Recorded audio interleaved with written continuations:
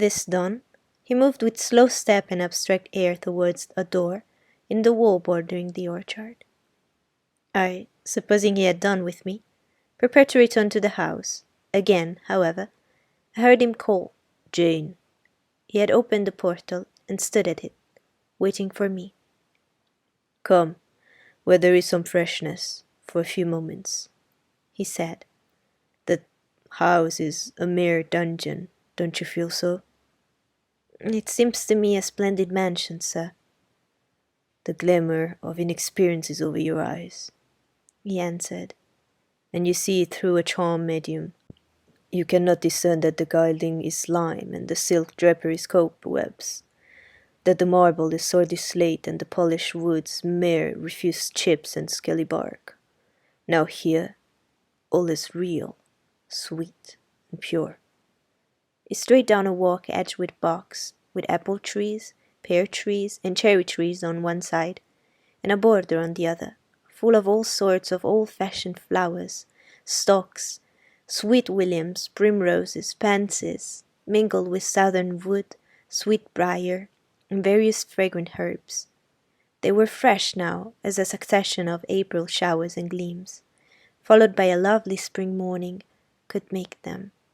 The sun was just entering the dapple east, and his light illumined the wreathed and dewy orchard trees, and shone down the quiet walks under them.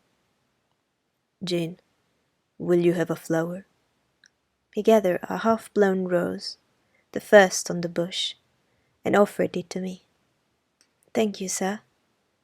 "Do you like this sunrise, Jane? That sky with its high and light clouds, which are sure to melt away as the day waxes warm, this placid and balmy atmosphere?" "I do, very much." "You have passed a strange night, Jane." "Yes, sir." "And it has made you look pale. Were you afraid when I left you alone with Mason?" "I was afraid of someone coming out of the inner room." "But I had fastened the door. I had the key in my pocket. I should have been a careless shepherd if I had left the lamb, my pet lamb, so near a wolf's den, unguarded. You were safe." "Will Grace Poole live here still, sir?" "Oh, yes. Don't trouble your head about her. Put the thing out of your thoughts." "Yet it seems to me your life is hardly secure while she stays." "Never fear. I will take care of myself." "Is the danger you apprehend last night gone by now, sir?" "I cannot vouch for that till Mason is out of England, nor even then. To live for me, Jane, is to stand on a crater crust which may crack and spew fire any day." "But Mr. Mason seems a man easily led. Your influence, sir, is evidently potent with him. He will never set you at defiance, or wilfully injure you." "Oh, no. Mason will not defy me, nor, knowing it, will he hurt me, but unintentionally he might in a moment, by one careless word, deprive me, if not of life, yet forever of happiness." "Tell him to be cautious, sir. Let him know what you fear, and show him how to avert the danger." He laughed sardonically, hastily took my hand, and as hastily threw it from me. "If I could do that, simpleton, where would the danger be? Annihilated in a moment. Ever since I have known Mason, I have only had to say to him, 'Do that,' and the thing has been done. But I cannot give him orders in this case. I cannot say, 'Beware of harming me, Richard,' for it is imperative that I should keep him ignorant that harm to me is possible. Now, you look puzzled, and I will puzzle you further. You are my little friend, are you not?" "I like to serve you, sir, and to obey you in all that is right."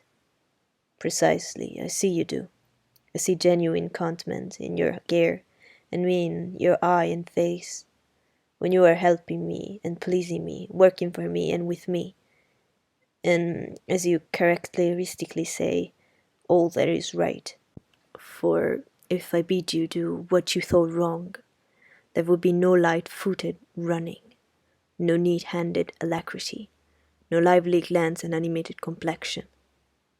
My friend, would then turn to me quiet and pale and would say, "No, sir, that is impossible, I cannot do it, because it is wrong," and would become immutable as a fixed star. Well, you too have power over me and may injure me, yet I dare not show you where I am vulnerable, lest, faithful and friendly as you are, you should transfix me at once.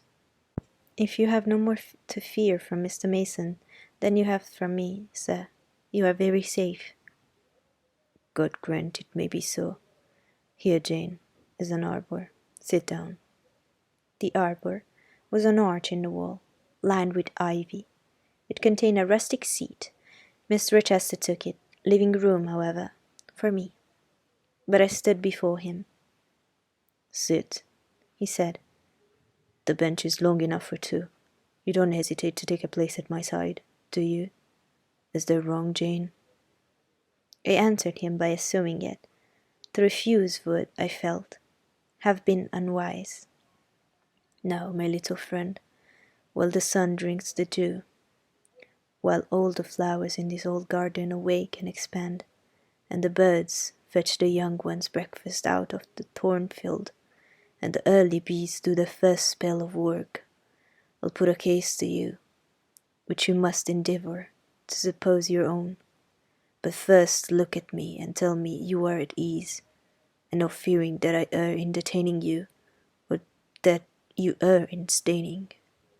No, sir, I am content. "Well then, Jane, cultivate your fancy. Suppose you were no longer a girl reared and disciplined, but a wild boy indulged from childhood upwards. Imagine yourself in a remote foreign land. Conceive that you were there, commit a capital error, no matter of what nature or from what motives, but one whose consequences must follow through all your life and taint all your existence. Mind, I don't say a crime. I'm not speaking of shedding blood or any other guilty act which might make the perpetrator amenable to the law.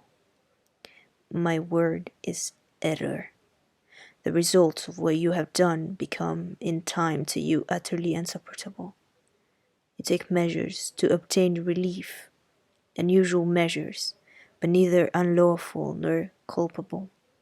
Still, you are miserable, for hope has quitted you on the very confines of life. Your sun at noon darkens in an eclipse, which you feel would not leave it till the time of setting. Bitter and base associations have become the sole food of your memory. You wander here and there, seeking rest in exile, happiness in pleasures, I mean in heartless sensual pleasure, such as dulls intellect and blights feeling. Heart weary and soul withered, you come home after years of voluntary banishment. You make a new acquaintance. How or where, no matter.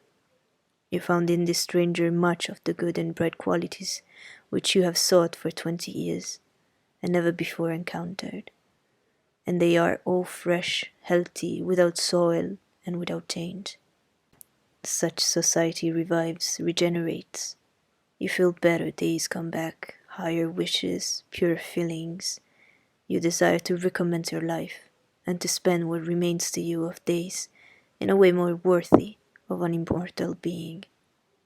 To attain this end, are you justified in overleaping an obstacle of custom, a mere conventional impediment, which neither your conscience sanctifies nor your judgment approves?" He paused for an answer. And what was I to say? Oh, for some good spirits to suggest a judicious and satisfactory response. Vain aspiration. The west wind whispered in the ivy round me, but no gentle Ariel borrowed its breath as a medium of speech. The birds sang in the tree tops, but their song, however sweet, was inarticulate. Again Mr. Rochester propounded his query. Is the wandering and sinful, but now rest-seeking and repentant, man justified in daring the world's opinion, in order to attach to him forever this gentle, gracious, genial stranger, thereby securing his own peace of mind and regeneration of life. Sir, I answered, a wanderer's repose or a sinner's reformation should never depend on a fellow creature.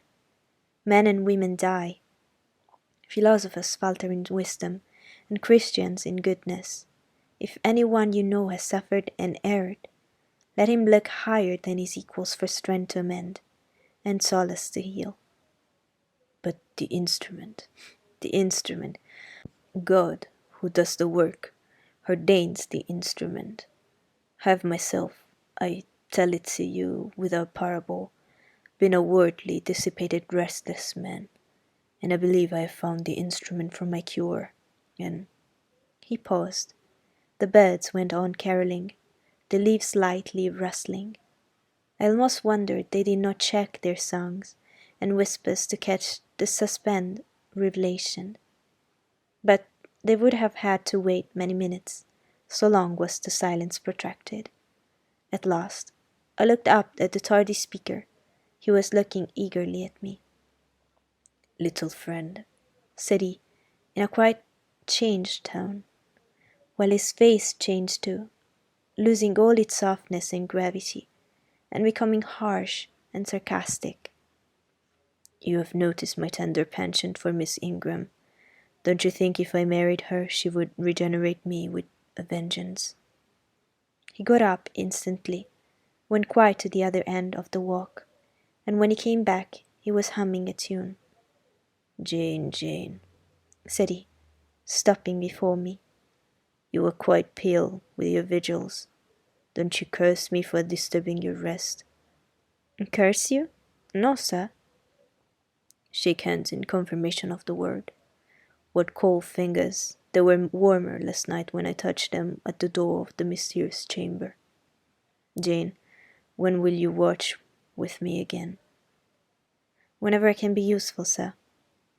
For instance, the night before I'm married. I am sure I shall not be able to sleep. Will you promise to sit up with me, to bear me company? To you I can talk of my lovely one, for now you have seen her and know her. Yes, sir.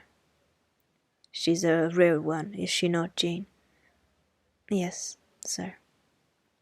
A stripper, a real stripper, Jane, big, brown and buxom, with hair just such as the ladies of Carthage must have had. Bless me, there's Danton Lynn in the stables. Go in by the shrubbery, through the wicket. As I went one way, he went another, and I heard him in the yard saying cheeringly, Mason got the start of you all this morning. He was gone before sunrise. I rose at 4 to see him off.